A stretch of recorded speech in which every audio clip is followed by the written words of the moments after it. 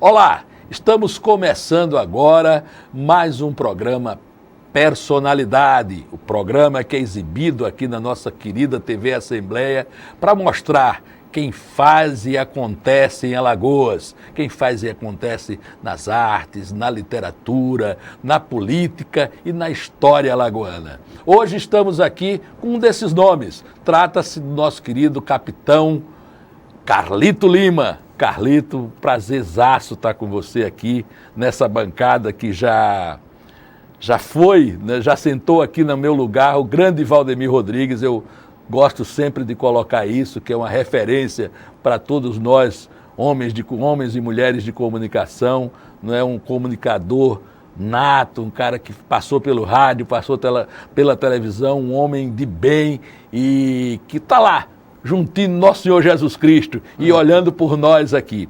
Então é um prazerzaço contar, né, com pessoas como você no nosso programa aqui no Personalidade. E para a gente conversar sobre a tua vida aí. Ah, certo. Não é bom? Vamos lá.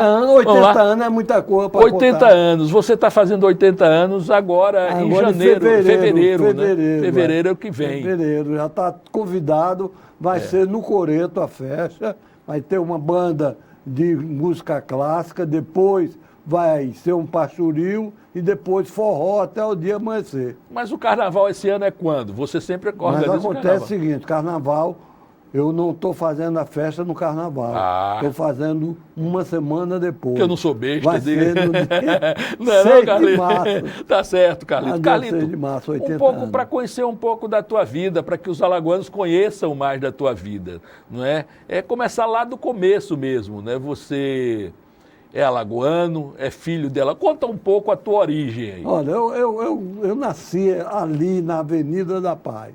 Nasci, me criei ali tomando banho naquele mar, e a gente nadava até o cais, aprendi a nadar, sempre gostei de nadar, inclusive pescava, ajudava aos pescadores e pescava muito no Salgadinho. Nossa. No Salgadinho a gente tinha uma rede que pescava tainha, carapeba, quando o mar enchia. E o meu companheiro até, que era o meu sócio na rede, era o Cacá Diegues. O cineasta? É. Cacá é seu sócio da rede de pescar? Era meu sócio. Pegou futuro melhor, né? Foi ser cineasta. Mas também, Foi ser cineasta. agora eu quero dizer em primeira mão para você que ele vai filmar agora aqui em Maceió e o roteiro ele me deu para fazer. Eu que escrevi o roteiro do próximo filme do Cacá. Que maravilha, que maravilha. É bacana isso. Bom, então a infância ali. Na infância Praia da Avenida, livre, leve, Salgadinho, solta, roubando coco, roubando melancia, Praça Sinimbu. Na Praça Sinimbu, aquelas coisas todas. E até que quando a gente vai crescendo, que deu 15 anos de idade, e naquela época você tinha 3 opções aqui em Maceió. Você fazia vestibular para Direito, ou fazia para o Banco do Brasil, ou fazia para a Escola Militar.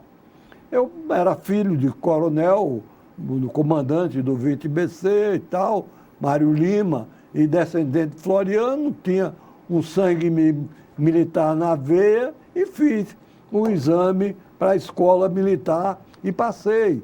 Eu era um cara muito estudioso e passei e fui para a Escola Preparatória de Fortaleza e a Academia Militar de Agulhas Negras. Foram 6 anos que eu passei nas escolas militares. Então foi para o centro do pensamento militar no Brasil, que era, eu acho que ainda é, né, Agulhas Negras. Ainda é Agulhas Negras. Ainda é o centro do pensamento, de onde se gesta todo o pensamento militar ali, né? Não é tanto assim, porque o militar da academia, ele é muito novo ainda, 18, 19, tem a Escola 20 Superior anos. de Guerra depois. Aí sim, a Escola Superior de Guerra, que é chamada a Sorbonne brasileira, isso não sei se é até com ironia, mas é chamada. Então, só vai para a Escola Superior de Guerra os generais, os coronéis, esses que tiveram Agulhas Negras você vai até capitão, até tenente. Até capitão. Aí você tem que fazer a ESAO como capitão e depois você faz o Estado Maior e faz a Escola Superior de Guerra.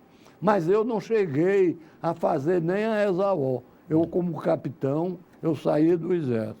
Eu fui candidato a prefeito aqui na Barra de São Miguel e saí automático por conta disso.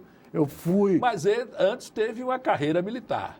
Tive né? uma carreira militar. Mas eu não quero ingressar na carreira militar agora, não. Saveste não, como diz o Matuto. Eu quero pescar um pouco mais dessa sua vida na academia militar.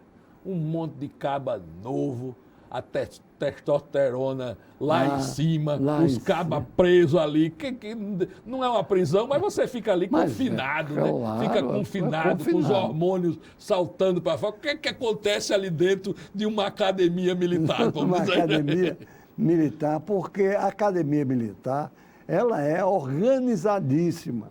Além da organização, você não vê um palito no chão. Ela é limpíssima. Eu duvido você encontrar ou no rancho ou no pátio, qualquer coisa, um palito ou um cigarro no chão. Aí há uma educação nesse sentido muito grande de limpeza. E porque nós mesmos é que lavávamos os sanitários, nós mesmos é que limpava os alojamentos nossos. Então, a gente se limpava aquilo, né? Então tinha que tratar muito bem. Agora, na academia, ela tem uma organização de ensino que é uma coisa extraordinária. Se você marca uma aula no dia 22 de agosto, na sala 203, aquela aula vai acontecer. Acontece. Então, tem um quadro de trabalho semanal que é rigorosamente atendido. No começo do ano, você sabe já os dias das provas que você vai fazer de cada matéria. Inclusive, existe um código de honra lá dentro da academia que você não fila, não há fila, não há cola lá na academia. O cara dá a prova, o professor, e sai da sala de aula e depois é que ele vai buscar a prova e ninguém fila. Mas na academia, à noite, a gente tinha cinema para ver um cinema, para descontrair e depois dormir. E 5 horas da manhã já começava pegar de novo no batente, como diz a história. Mas e ninguém aguenta isso, né? De noite tá a dormir, ir para o batente dormir, e vocês davam um jeitinho de vocês. Bom jeito. Mas também tinha o licenciamento. O licenciamento era dia de sábado, à tarde, passava sábado e domingo. Muitas vezes eu ia para o Rio de Janeiro, porque era lá em Resende, perto do Rio. Eu ficava lá na casa da minha avó, passava o sábado e domingo. Não tinha essa fugazinha? Eu tinha essa fugazinha. Às vezes eu passava dentro da academia ou dentro de Resende.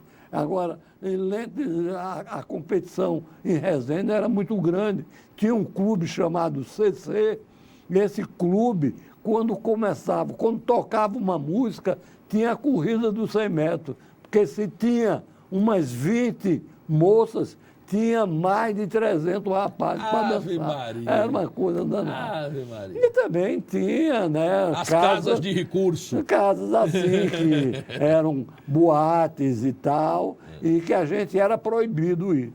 O cadete não podia ir. Mas nós nunca obedecemos. É como concentração de jogador, né?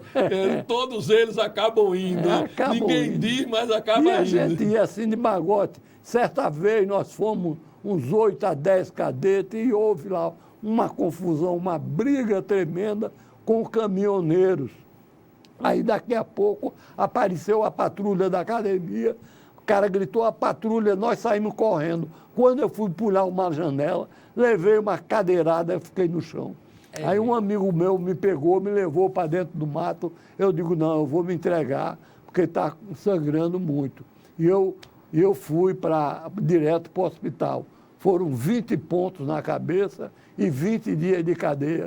Eita, danoso. 20 dias. Mas a cadeia de lá era... você podia ir para a aula, podia... Recolhido só, né? Você não pode sair à noite para o cinema, tem que dormir na cadeia só. Então, lá era também... E os outros que estavam com você? Os outros que estavam comigo, Só você era uma pagou? pressão também para a gente delatar, mas a gente não leva. Aquilo também estava... Só ficaram presos quantos? Nosso código de honra, ninguém delatava. 3 ficaram punidos e outros... Tantos se livraram? Não eram mais de 8, tinha uns 10.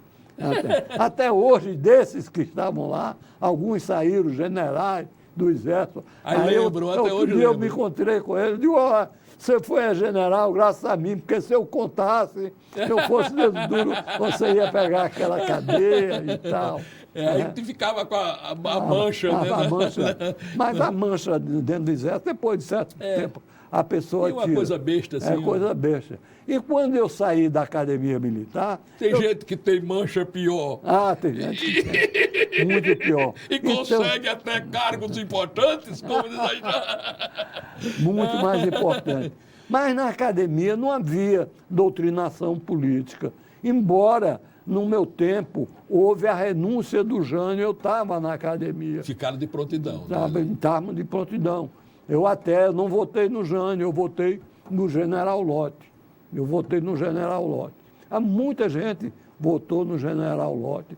Mas a gente tinha alguns como o pessoal que gostava mais de ler, a gente discutia um pouco a política, isso aí a gente discutia entre nós. Não havia uma doutrinação de cima para baixo. Né? Então, quando você sai da academia, saí com 20 anos de idade, eu escolhi Salvador, porque Salvador era a terra de Caíme e de Jorge Amado. E quando cheguei lá, encontrei um amigo, fiz amizades com baiano, conheci aquela Bahia toda, 2 anos maravilhosos que eu passei na Bahia. Mas, espera aí, Carlito, essa história da Bahia a gente vai deixar para o próximo bloco. Vamos terminar isso aqui, fazer aquele intervalozinho e a gente volta já já para terminar essa história com o Carlito aqui.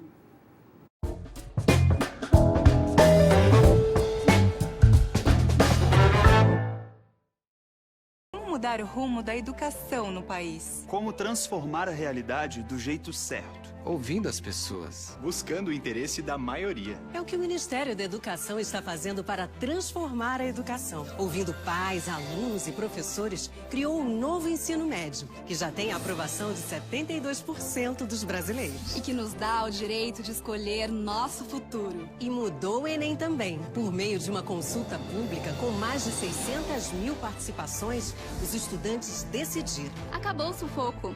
Agora as provas serão em 2 domingos. E o ensino básico vai ganhar uma Base Nacional Comum Curricular. A base define os conteúdos básicos que os alunos precisam aprender na escola. E foi construída com intensa participação da sociedade. Mais de 12 milhões de contribuições. É assim que garantiremos o direito de aprendizagem da atual e das futuras gerações. É o começo de uma grande mudança na educação. Ministério da Educação, Governo Federal.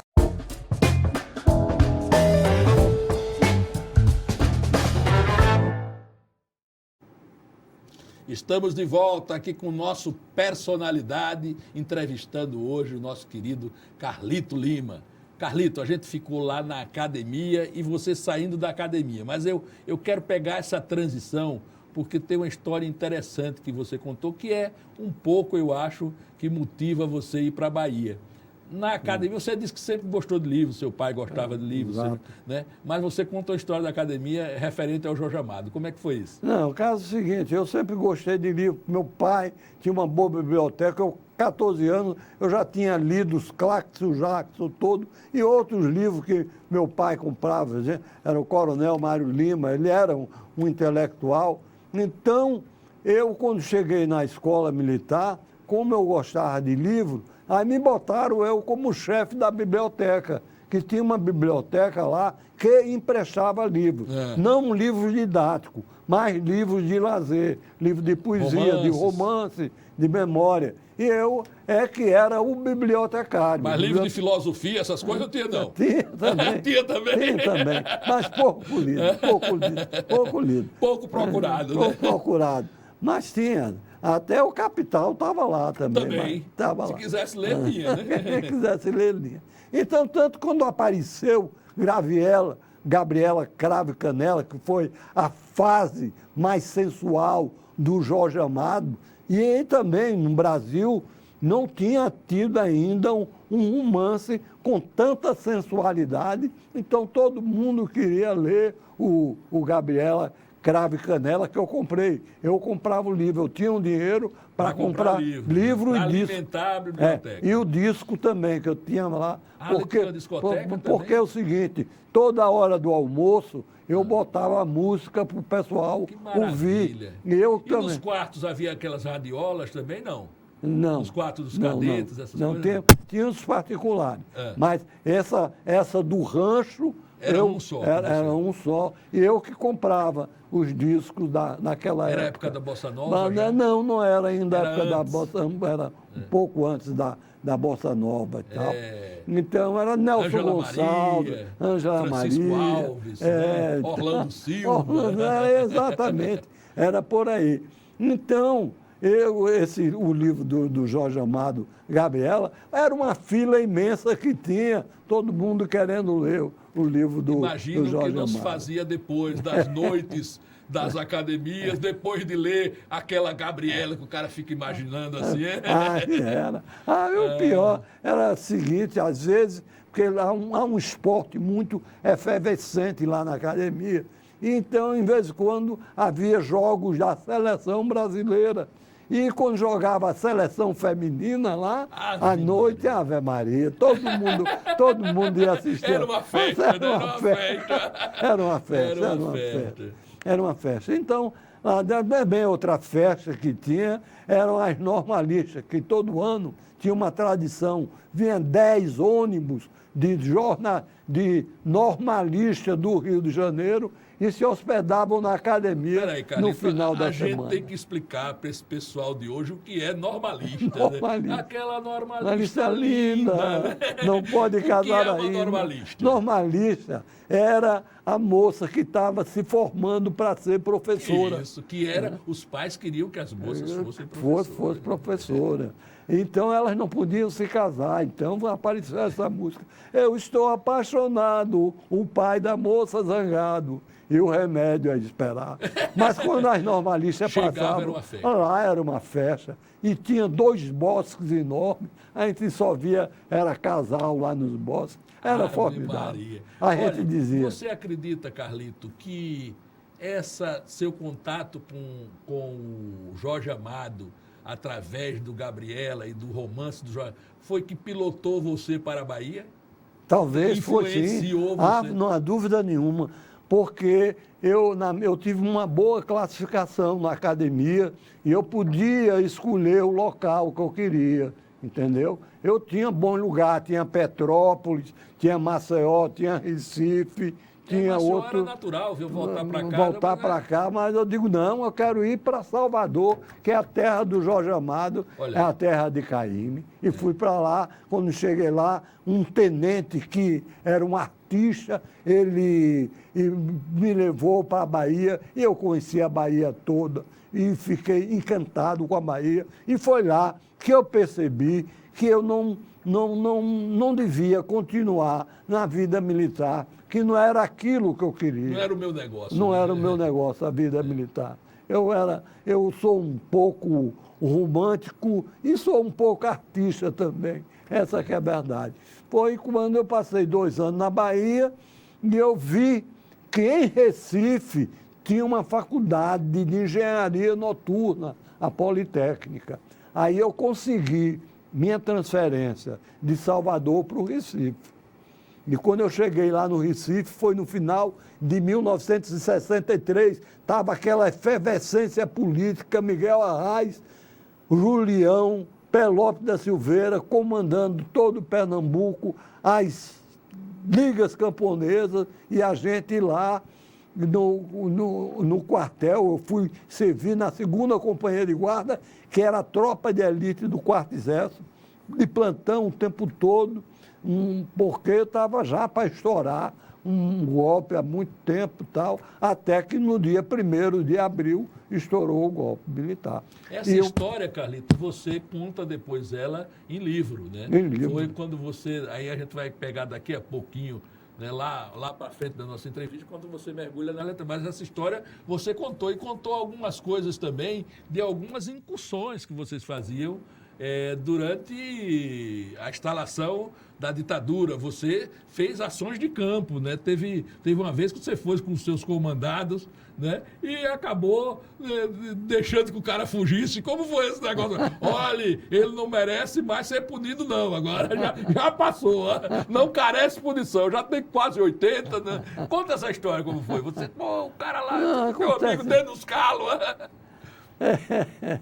Aí, no 1º de abril, acontece o seguinte, no dia 1º de abril, nós fomos lá no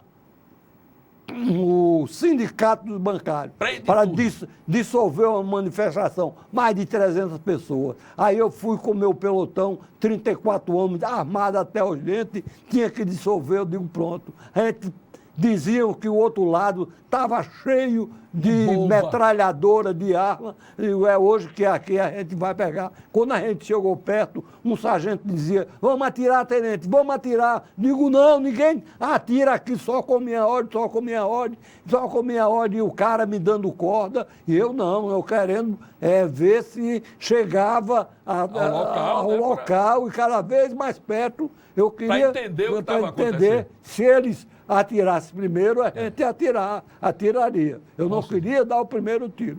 Mas para mim, Paulo, foi o maior alívio da minha vida quando eu cheguei assim, já a uns 200 metros, que já estava enxergando as pessoas, aí daqui a pouco os caras deram um pique, deram uma carreira, olha, 300 pessoas. A correr, rapaz. Não ficou um, né? Ficaram 3. Ficaram 3, né? 3 ficaram lá no sindicato.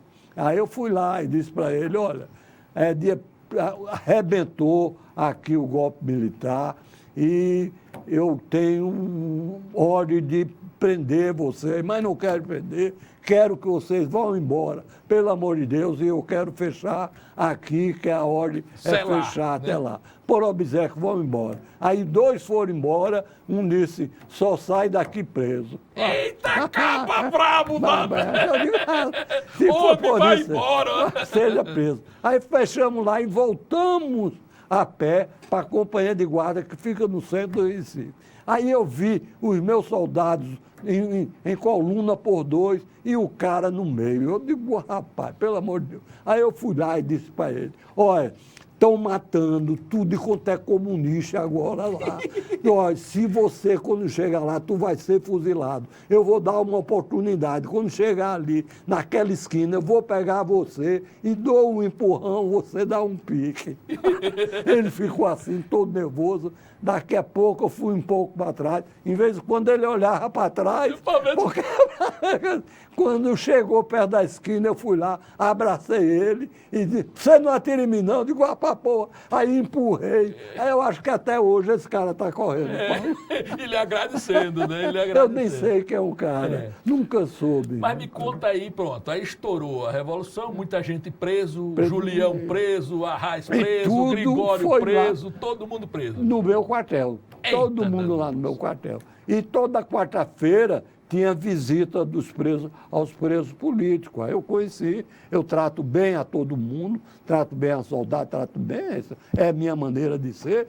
E então a gente teve uma certa intimidade. Gostava, dia de domingo, eu passava o dia de domingo, quando eu estava de oficial de dia, conversando com os caras lá, com a Arraes, com o Julião, e se passaram assim 2 anos. O Julião escreveu um livro, Até Quarta Isabela, e fui eu que dei para ele o papel e a caneta para ele escrever. Tem participação no livro, direitos autorais. Não, direitos autorais. Mas ele, no Pasquim, depois de muitos anos, ele citou isso aí. Agora, tinha cara como o Gregório Bezerra, né? Que eu cheguei lá, que fui falar com ele, ele chegou e disse, tenente, Por que é que o senhor não me mata? Eu digo, que é isso, rapaz? Eu vou matar o senhor para quê, senhor Gregório Bezerra?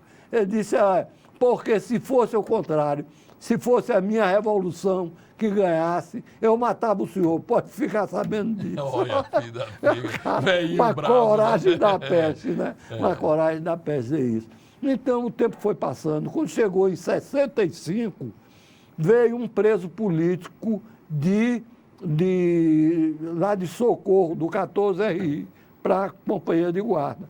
Aí, no primeiro dia de visita ao preso político, aí eu olhei para a filha dele olhou para mim, eu era um jovem bonito, ela também, começamos a namorar. Repara, eu namorando a filha de um preso político. Os meus amigos diziam, Lima, você tem coragem de mamar em onça. É um negócio de Romeu e Julieta, porque o preso político não queria também, não. A gente namorava escondido. E você vai ser escondido no quartel, né? Os homens vão ficar de olho. Era negócio de namorar de dedinho, era namorico.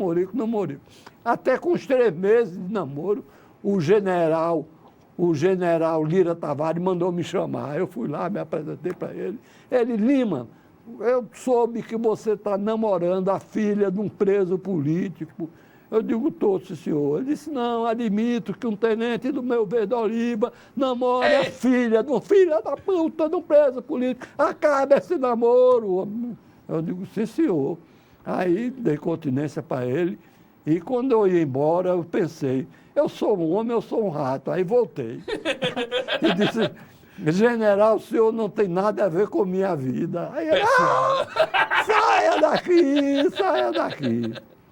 2 dias depois, Paulo, cantou no noticiário do Exército minha transferência do Recife para a 9ª Companhia de Fronteira, lá em Roraima, junto da Venezuela e na Goiânia. Olha o troco que ele deu, olha o troco.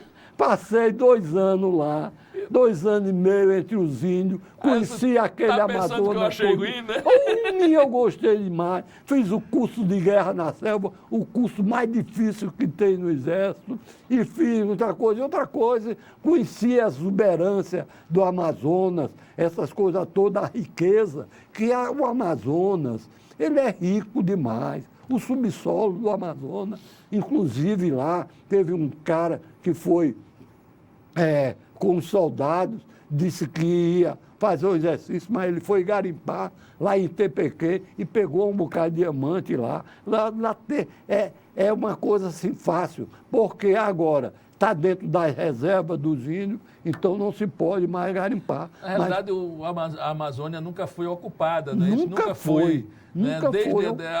O nosso Tavares Bastos já falava sobre isso, a necessidade de ocupar a Amazônia. Nunca foi ocupada. Não tem estrada, não tem nada, a capital que se liga uma a outra é só por avião, não tem rodovia. Exato. É uma coisa assim. Exato. Né? Então, até comida para vir lá para a 9ª Companhia de Fronteira vinha de avião.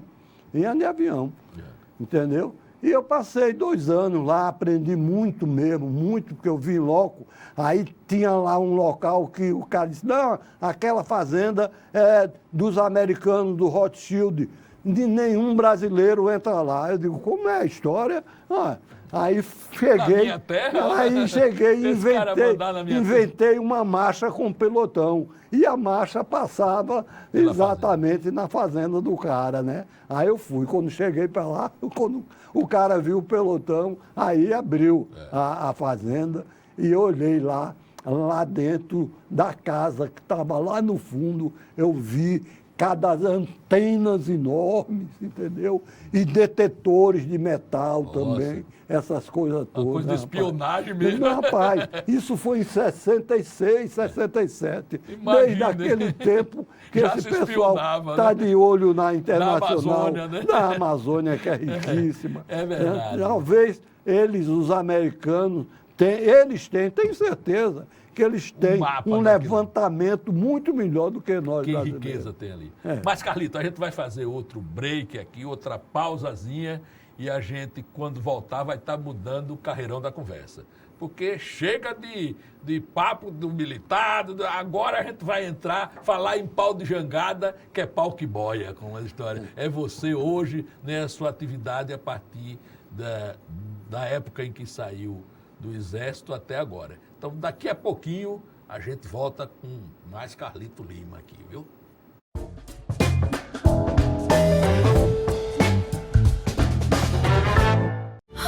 O que é urgente para você? Para muitas famílias, a prioridade é não morrer de frio. Eu agradeço todo mundo que está doando os cobertores por causa do frio, né? Para esquentar meus filhos, principalmente, né? Quando a LBV chamar, diga sim.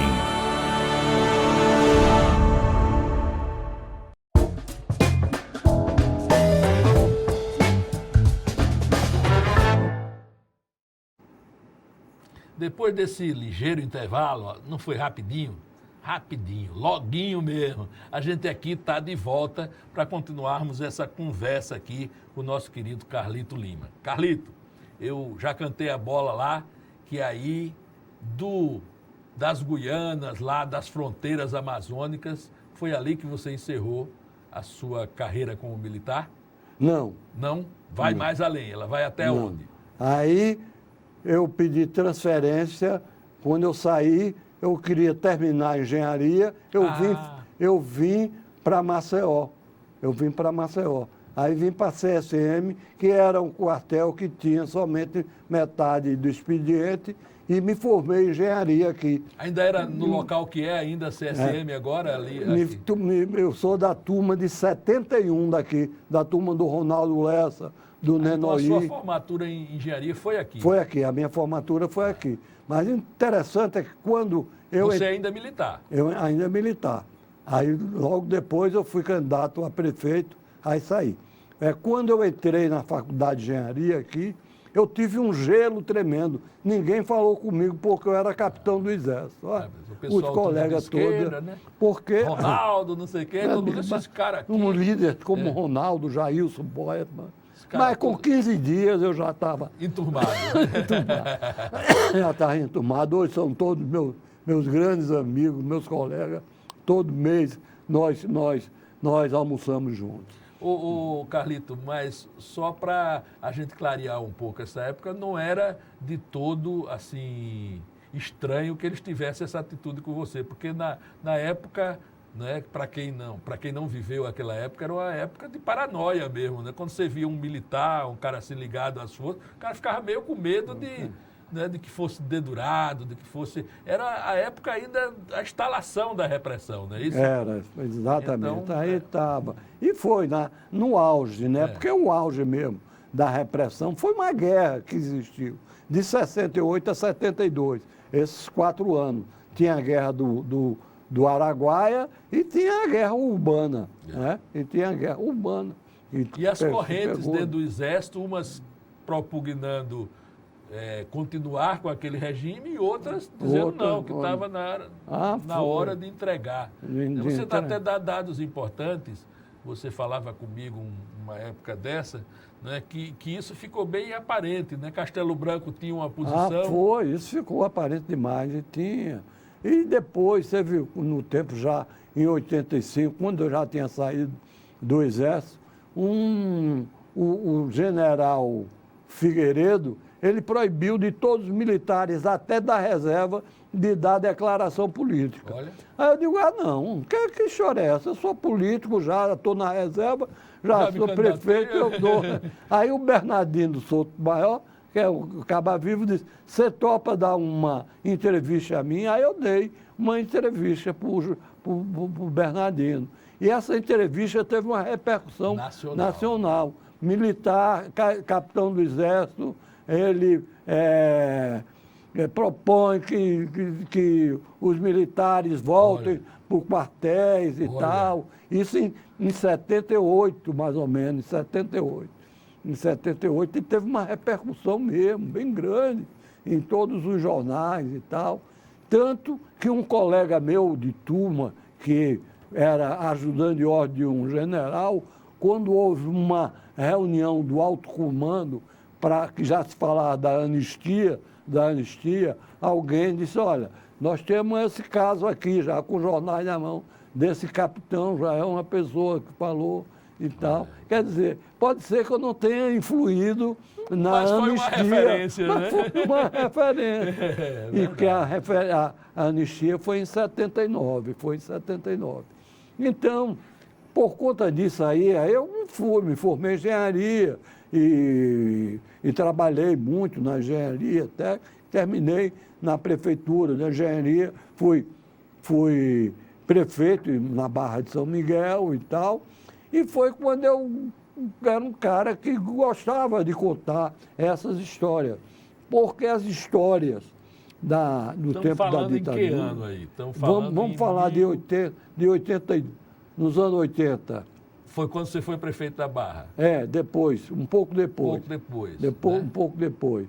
Pronto. Não, um pouco antes da anistia, anos 70. 79, por aí. Por aí. Aí depois,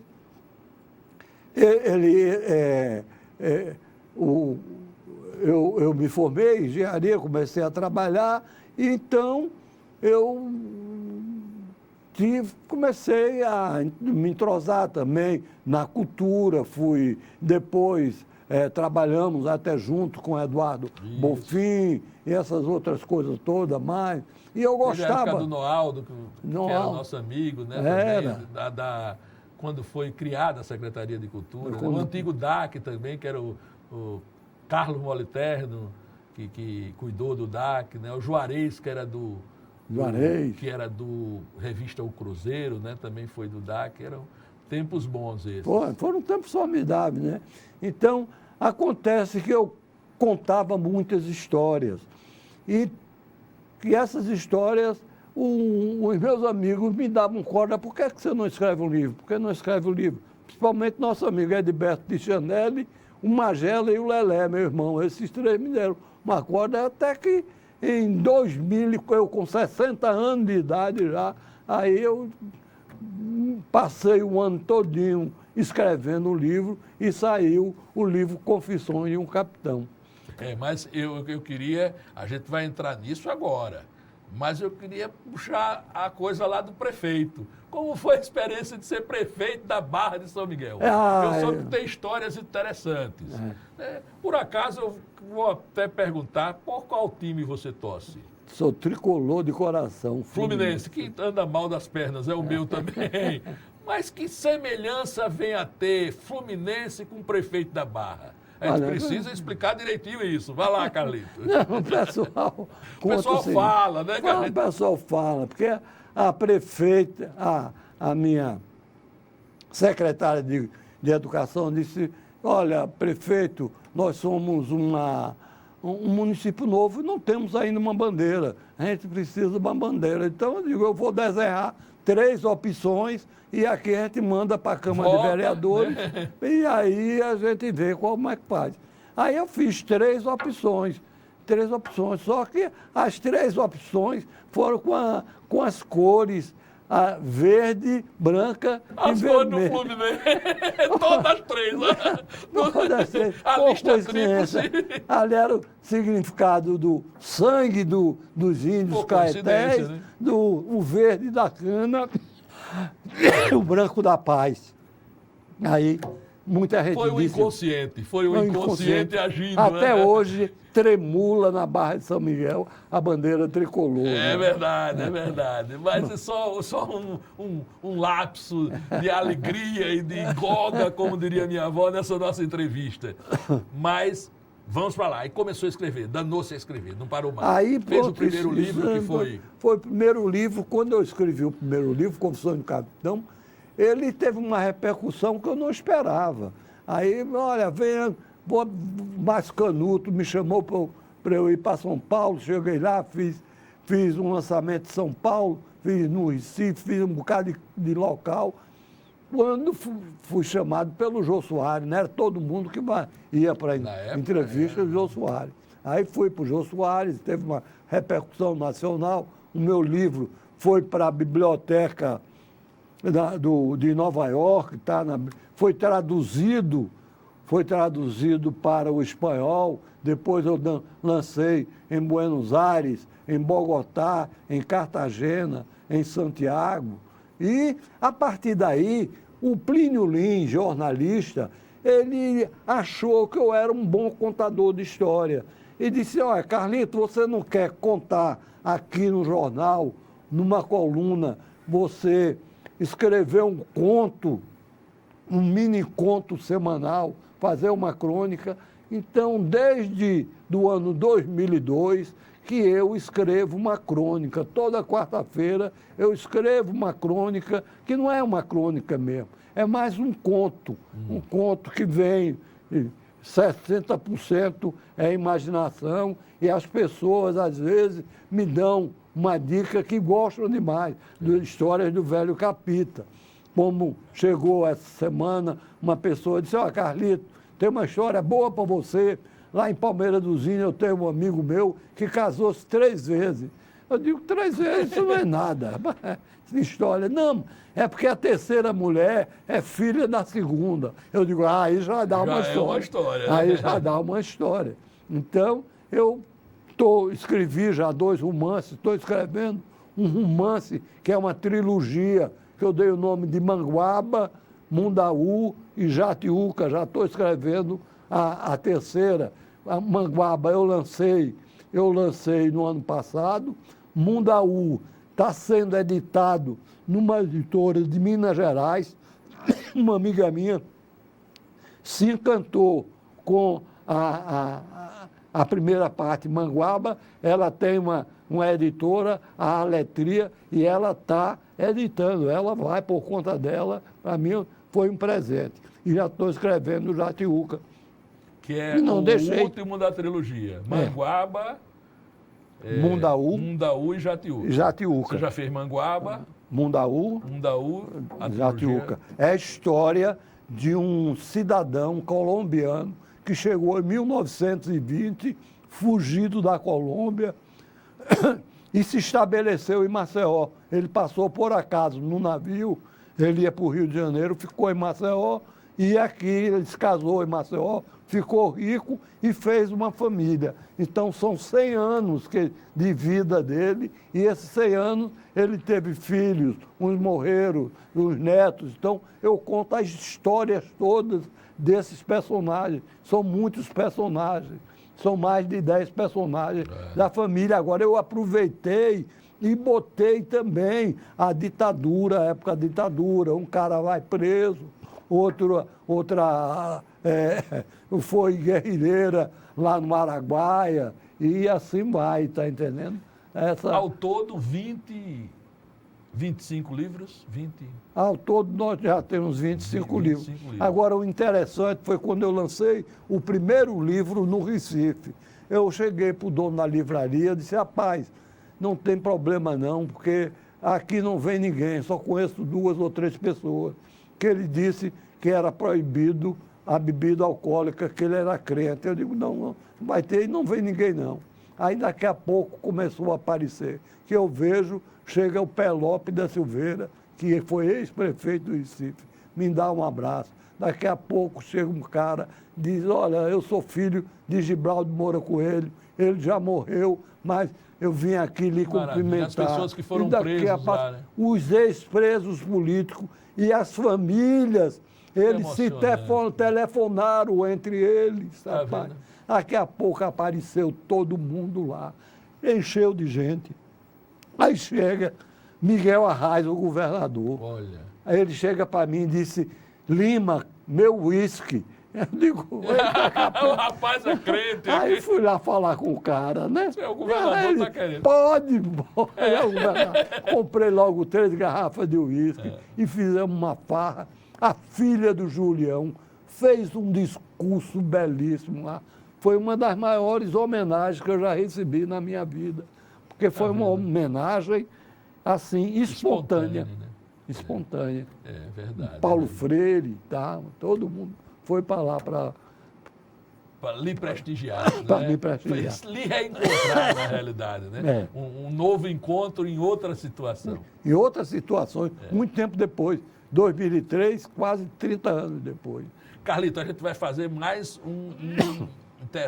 interrupção aqui, mais um break, e a gente volta depois para terminar a nossa entrevista, esse bate-papo maravilhoso com você, viu? Então daqui a pouco a gente está voltando aqui com mais Carlito Lima.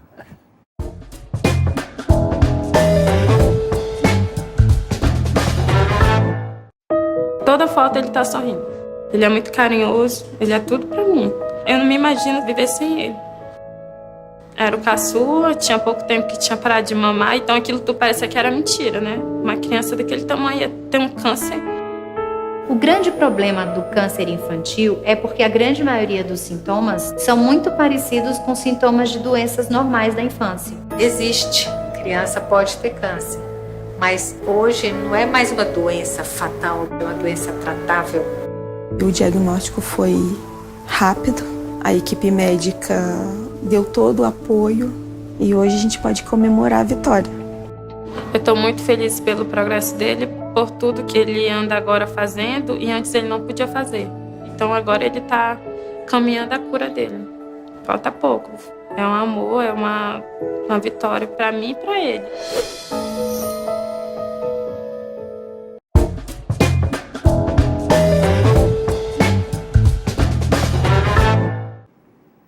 Estamos de volta agora, como prometemos, para fazermos o último bloco desse nosso programa, com essa entrevista maravilhosa, esse bate-papo fantástico, né? Um bate-papo que nos enche de alegria também, que traz essa coisa do humor, né? Que é bem própria do Carlito. Então, Carlito, estou aqui me divertindo, né? A gente, quando dá o break aqui, fica rindo das histórias e vai surgindo mais histórias. E eu queria dedicar esse último bloco inteiramente à literatura. Essa sua... que além de escritor, você passou a ser um militante literário, né? Aquele cara que vai em busca, né, da propagação da literatura como um todo. E aí vem as feiras literárias, as festas literárias que você ajudou a fazer, criou, né, alguma delas fazendo a filha mais velha está fazendo 10 anos agora, que é a Flimar, né, lá em Marechal Deodoro, onde você será homenageado, não é? Pelo prefeito Cacau. Então, fala um pouco dessa tua militância, quando você sente a necessidade de, além de escritor, de você percorrer as feiras e ter esse trabalho mais de militância, né? O que é que lhe motivou e o que lhe incentivou a agir dessa forma? Olha, primeiramente, em 2003 apareceu a primeira festa literária no Brasil, que foi a de Paraty. Aí, em 2004, eu já fui. Me encontrei com o Cacá no Rio. Ele disse, rapaz, é bacana essas festas literárias. Em 2004 eu fui. Se eu não me engano, era até do Jorge Amado, homenageado. De 2004 para cá, eu nunca mais faltei. Sua vida cruza com o Jorge Amado aqui você agora, vê, né? Eu fui até com a Janaína Amado. Foi com a Janaína e o Jorge Amado, o filho do Jorge Amado, a Paloma e tal. A gente encontrou-se no Rio e fomos numa van. Bom, então, quando eu vi aquelas... Eu fiquei empolgado com as festas literárias, que eu via que aquelas festas literárias eram um incentivo à cultura, à literatura. Então, eu olhava assim e dizia, puxa vida, não é possível que lá na minha terra a gente não possa fazer uma festa literária. Então, em 2006... eu tentei fazer o Moinho Penedo. Chegamos a fazer o Moinho Penedo. Em 2007, o prefeito já não deu uma coisa ou outra, não deu. Então... Foi a Flipenedo. Flipenedo. Então, em 2009, o prefeito Cristiano Mateus, eu não conhecia ele. Ele convidou o Douglas Laplato para ser secretário de Cultura de Marechal Deodoro. O Douglas passou 3 meses, mas como ele era um cara muito ocupado, disse, não dá para eu continuar. Aí chamou um desocupado, que fui eu. Aí entrega isso um desocupado, aí, Carlito Lima. Quem é o desocupado de plantão? O Carlito Lima, né? Aí eu fiz a primeira festa literária de Marechal Deodoro. Fiz a primeira festa literária. Quando eu fiz a primeira festa, foi bacana, veio um bocado de escritores.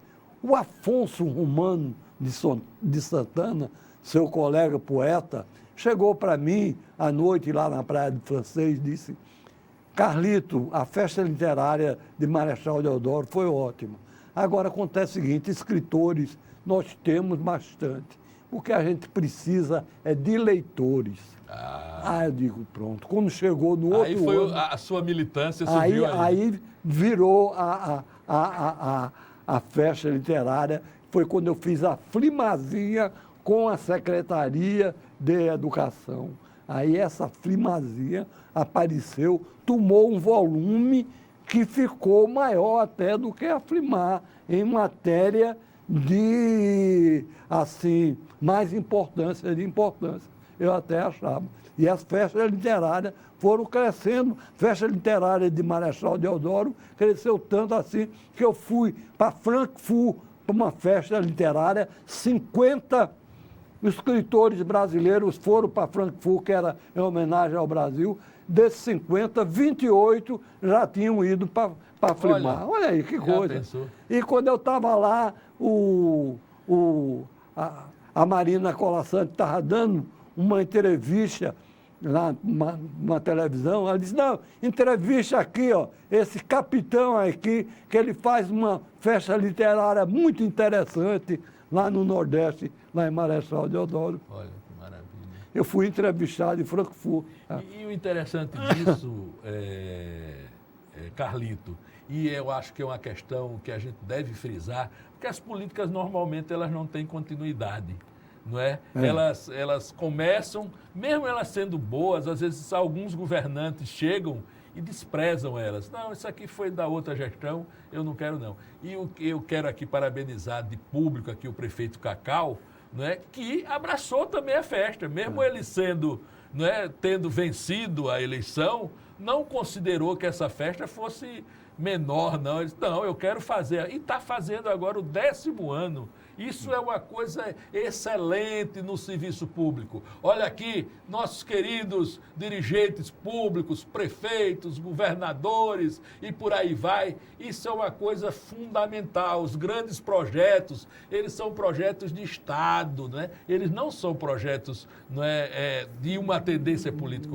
Parabéns, Cacau. Parabéns, porque já vai no 10º ano. Aí a festa. A sua filha, daqui a pouco, já faz aniversário de 15, né? Já vai debutar. Né? É engraçado que... E você me contava, Carlito, é isso que eu queria pegar. Recentemente você me falou, Paulo, tem que ter os leitores porque os números são muito perversos da leitura. Fala um pouco desses números. A ONU, a Unesco, que é o braço de educação da ONU, ela considera os países desenvolvidos, nos países desenvolvidos, Inglaterra, França, Estados Unidos, China, tal, cada habitante lê uma média de 14 a 15 livros por ano. Nossa. 14 a 15 por ano. Na América Latina, quem lê mais é a Argentina, que lê 4 livros, cada habitante lê 4 livros por ano. O Brasil tem um número cruel de 2 livros por ano, por habitante. É cruel demais. E esse trabalho na Flimar e Flimazinha resultou em algum dado, né, que possa ter aumentado que você aferiu, que você também é bom nessa coisa de pesquisa. Você passou a época fazendo muita pesquisa, então você, nas suas pesquisas lá, a Flimar e a Flimazinha influíram de alguma forma? Foi exatamente isso aí, a minha alegria, porque eu sempre gostei de matemática e eu pedia lá, porque a turma que foi da 5ª série no ano de 2009, já era a 6ª série no 2010, tal, etc. Então, a turma que pegou 6 anos de Flimar, eu pedi para fazer uma pesquisa, quantos livros cada aluno tinha lido naquele ano.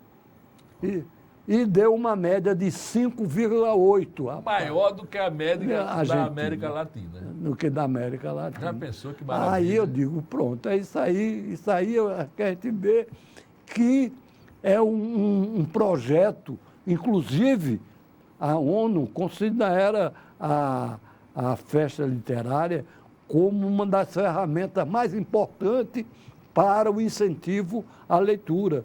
E eu fui convidado pela ONU para dar uma palestra sobre a Flimar na PUC do Rio de Janeiro. Teve uma semana de incentivo à leitura, aí veio para mim, pessoalmente. Eu já não estava mais organizando a Flimar. Não estava mais organizando a Flimar. Mas veio o seu... Mas veio um convite pessoal. Eu fui lá na PUC, passei uma semana lá no Rio de Janeiro vendo outros programas e a Flimar teve 1 hora. Eu passei filme, expliquei, o pessoal bateu palma demais e pegaram os filmes para mostrar que tem essa diferença pequena, mas que é grande para mim, que é a Flimazinha para os alunos. Foi aquela observação do poeta Afonso Romano de Santana. Temos muitos escritores, né? Mas a gente precisa de leitores. Porque um alimenta o outro, né? Quanto mais leitores, mais escritores vão um aparecer. Alimenta o outro. Né? Os próprios meninos que leem se tornam escritores, né? Então essa cadeia da literatura ela vai se... Então, para encerrar esse assunto aqui da Flimar, né, a gente só tem que parabenizar o prefeito. A Flimar está acontecendo no seu 10º ano, né, recheada de atrações aí, e a Flimazinha continua, como diz a história. Então são sinais bons, né, de que a gente pode ter tempos alvissareiros para a nossa criançada, nossa juventude. Mas, veja bem, você não se contentou com o negócio de Flimar, não. Ah, não. Não, agora, falando na Flimar, eu quero até agradecer ao prefeito Cacau, que ele telefonou para mim e disse que vai ter uma homenagem, eu como criador, merecido. Lá na sexta-feira irei receber com toda a honra essa homenagem, não é? Mas eu não fiquei... Nós já estamos a 3 minutos do nosso término. O Gerson já olhou ali e botou aquele dedo assim. Então, Mas eu quero... saber disso aí. Não se contentou com o Flimar, não. Virou o senhor Festa Literária. Festa Literária. Né? Aí saiu espalhando isso por Alagoas todo, por Maceió, como foi Maceió. Eu digo, olha, que hoje tem mais de 800 festas literárias no Brasil. Tem festa literária que eu fui convidado agora para ir para Portela. Tem festa literária no Presídio de Belo Horizonte. Então, tem festa literária em todo canto. Então, aqui em Maceió, eu falei com o prefeito e o pessoal lá do Vinícius e tal, vamos fazer a festa literária nos bairros periféricos. Então, estamos fazendo em 4 bairros. Maravilha. No Graciliano Ramos, no Pontal, em Fernão Velho e no Jacintinho. Maravilha. Já estamos na 3ª e estamos fazendo e incentivando a leitura.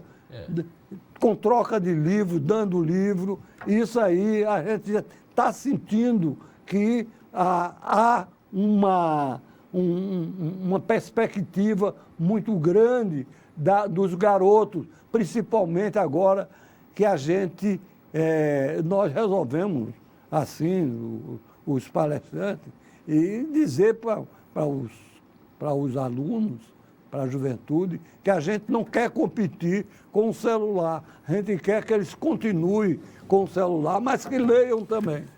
Rapidíssimo, nós só temos 1 minuto e eu ia esquecendo.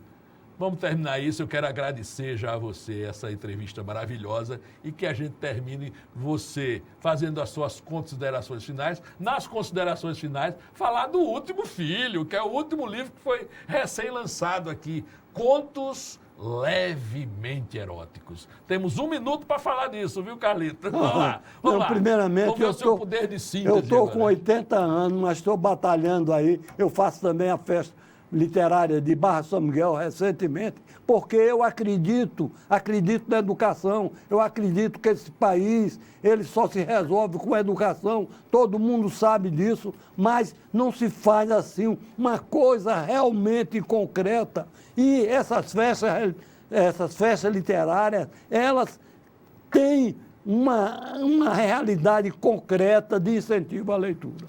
Muito bem, Carlito, muito obrigado. Olha, espero que vocês tenham gostado, né, dessa entrevista, desse bate-papo dinâmico aqui com esse... É sempre bom conversar com o Carlito. Carlito, mais uma vez, obrigado. Até um próximo programa.